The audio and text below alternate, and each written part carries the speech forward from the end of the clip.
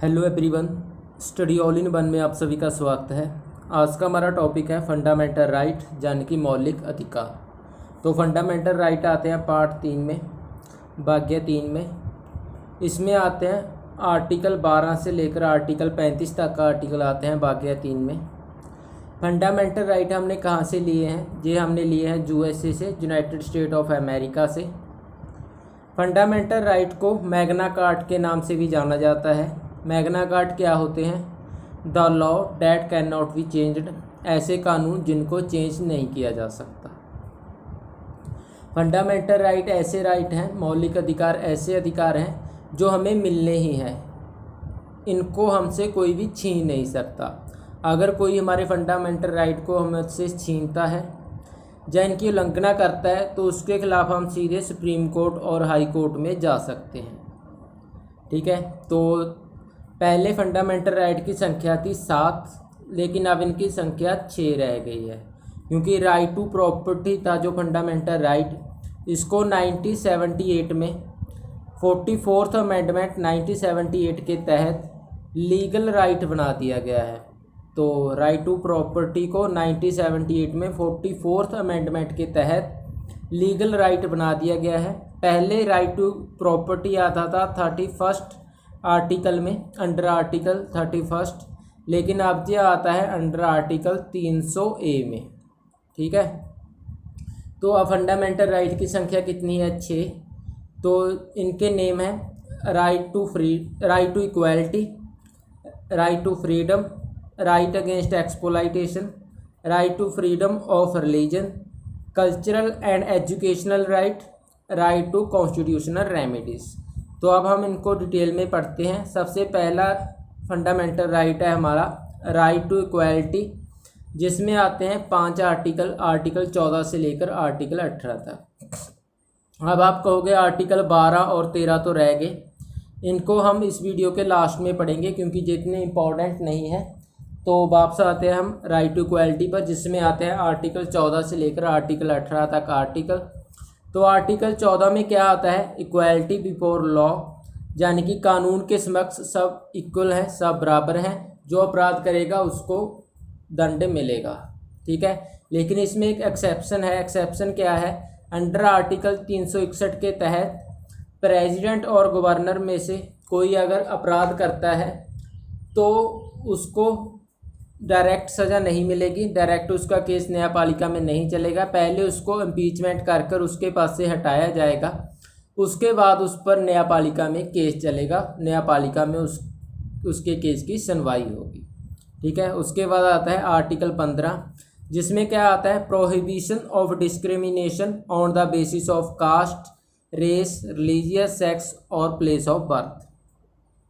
यानी कि हम किसी के साथ भी उसकी जाति के संबंधित, उसके धर्म के संबंधित और उसके सेक्स और प्लेस ऑफ बर्थ के आधार पर भेदभाव नहीं कर सकते। हम किसी के साथ भी भेदभाव नहीं कर सकते उसके धर्म, जात, मजहब और उसके जन्म स्थान के आधार पर किसी के साथ भी भेदभाव नहीं कर सकते। ये आता है आर्टिकल 15 में। उसके बाद आता है आर्टिकल 16, जिसमें आता है equality of opportunity in public employment. Public employment में सबको बराबर अधिकार मिलेगा। तो ये आता है आर्टिकल 16 में, लेकिन आर्टिकल 15 और 16 में एक एक्सेप्शन है जिसे हम कहते हैं रिजर्वेशन, जो कि मिलती है एससी को, मिलती है एसटी को, मिलती है वुमेन को भी मिलती है। अगर कोई जनरल कैटेगरी का कहे कि इनको तो रिजर्वेशन मिलती है, ये मेरे फंडामेंटल राइट का उल्लंघन है, तो ये उनके फंडामेंटल राइट का उल्लंघन नहीं है, ये एक एक्सेप्शन है फंडामेंटल राइट में आर्टिकल 15 और 16 में। ठीक है, उसके बाद आता है आर्टिकल 17, जिसमें आता है अबोलिशन ऑफ अनटचेबिलिटी, यानी कि छूत अछूत का खात्मा। उसके बाद आता है आर्टिकल 18। आर्टिकल 18 में क्या आता है? अबोलिशन ऑफ टाइटल, यानी कि टाइटल का खात्मा। हम अपने नाम के आगे कोई भी टाइटल नहीं लगा सकते, जैसे कि सर, जग और भी कोई टाइटल हो, वह टाइटल हम अपने नाम के आगे नहीं लगा सकते। ये कहता है हमारा आर्टिकल 18। लेकिन इसमें भी एक एक्सेप्शन है, जैसे कि only armoured force and educational related title allowed हैं, जैसे कि प्रधानमंत्री थे जो हमारे पिछले, जिनका नेम था डॉक्टर मनमोहन सिंह। उनके आगे जो डॉक्टर था वह उनकी एजुकेशनल से रिलेटेड था, टाइटल था। तो जे अलाउ है, जैसे कि आर्मड फोर्स में होते हैं कैप्टन, कैप्टन अमरिंदर सिंह पंजाब के सीएम हैं। इसके अलावा कर्नल जनरल जे टाइटल लगा सकते हैं जो कि आर्मड फोर्स में है। उसके अलावा अब हमारा नेक्स्ट है राइट टू फ्रीडम। तो right to freedom fundamental right है जो इसमें आते हैं आर्टिकल 19 से लेकर आर्टिकल 22 तक के आर्टिकल। आर्टिकल 19 का जो विस्तार है वह इस प्रकार है। आर्टिकल 19 ए में क्या है, freedom of speech and expression, हमें बोलने का अधिकार है और अपने विचार प्रकट करने का भी अधिकार है। हम अपने विचार को प्रकट कर सकते हैं बोलकर, लेकिन इसमें इसका मतलब ये नहीं है कि हम देश के खिलाफ बोलेंगे। हम देश के खिलाफ नहीं बोल सकते, लेकिन हमें अपने विचार प्रकट करने का अधिकार है। फ्रीडम ऑफ प्रेस भी इसी आर्टिकल में आता है। ये अक्सर पूछा जाता है कि फ्रीडम ऑफ प्रेस किस आर्टिकल के अंडर आता है। ये आता है आर्टिकल 19 के अंडर, या आर्टिकल 19 ए के अंडर आता है फ्रीडम ऑफ प्रेस।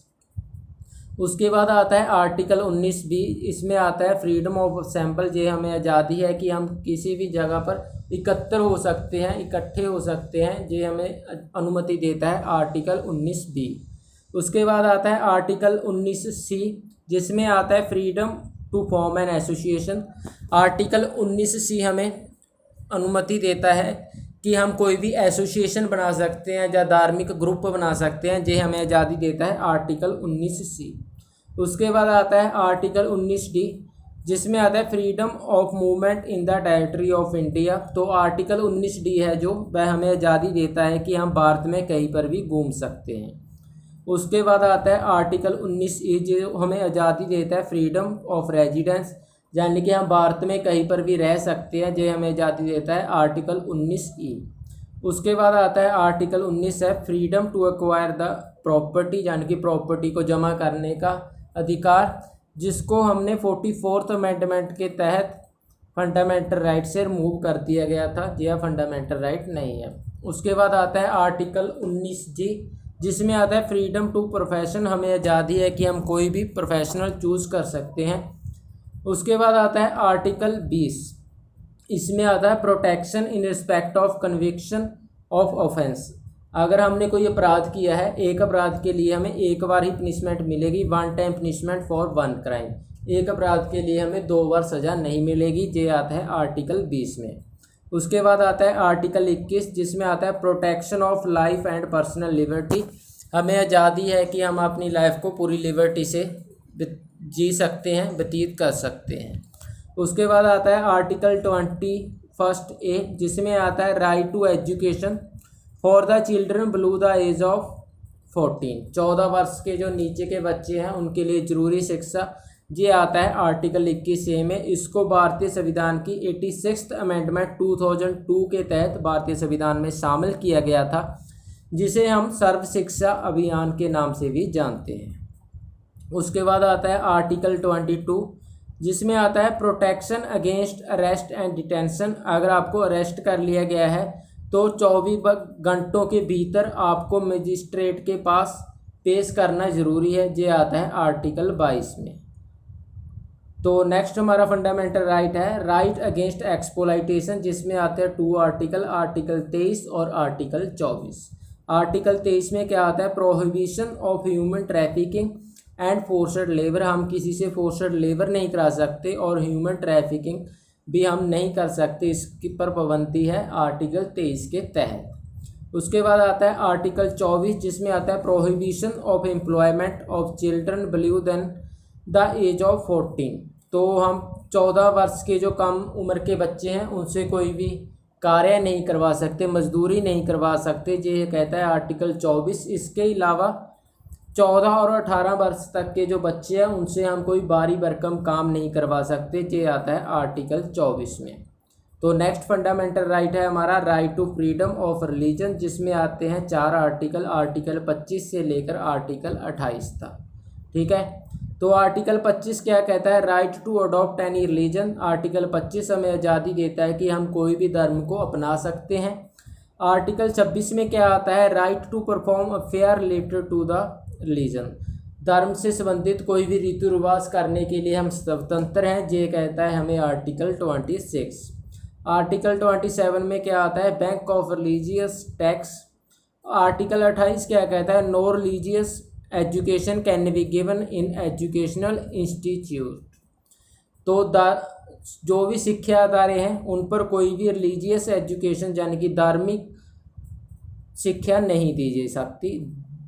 ये आता है आर्टिकल 28 में कि कोई भी शिक्षा अदारे पर धार्मिक शिक्षा नहीं दी जा सकती। उसके बाद आता है नेक्स्ट फंडामेंटल राइट, जिसमें आता है कल्चरल एंड एजुकेशनल राइट, जिसमें आते हैं 2 आर्टिकल 29 और आर्टिकल 30। आर्टिकल 29 में आता है प्रोटेक्शन ऑफ माइनॉरिटी राइट, यानी कि जो अल्पसंख्यक हैं उनके अधिकारों की रक्षा करना आता है आर्टिकल 29 में। और आर्टिकल 30 में आता है minority can establish institute to provide religious and cultural education. जो अल्पसंख्यक हैं उनको परमिशन देता है आर्टिकल 30 की वह अपने अदारे स्थापित कर सकती है जहां पर वह धार्मिक शिक्षा और कल्चरल एजुकेशन प्रोवाइड कर सकती है। उसके बाद आता है आर्टिकल 31 राइट टू प्रॉपर्टी। तो इसको फंडामेंटल राइट से हटा दिया गया है, अब ये लीगल राइट बन चुका है अंडर 44th अमेंडमेंट 1978 के तहत। तो ये आता है अंडर आर्टिकल 300A, पहले आता था ये आर्टिकल 31 में। तो नेक्स्ट है हमारा राइट टू कॉन्स्टिट्यूशनल रेमिडीज, जो आती हैं आर्टिकल 32 में। डॉक्टर BR अम्बेडकर ने आर्टिकल 32 को और राइट टू कॉन्स्टिट्यूशनल रेमिडीज को heart and soul of Indian constitution कहा था, यानी कि भारतीय संविधान की दिल और आत्मा कहा था आर्टिकल 32 को, कॉन्स्टिट्यूशनल रेमिडीज़ को।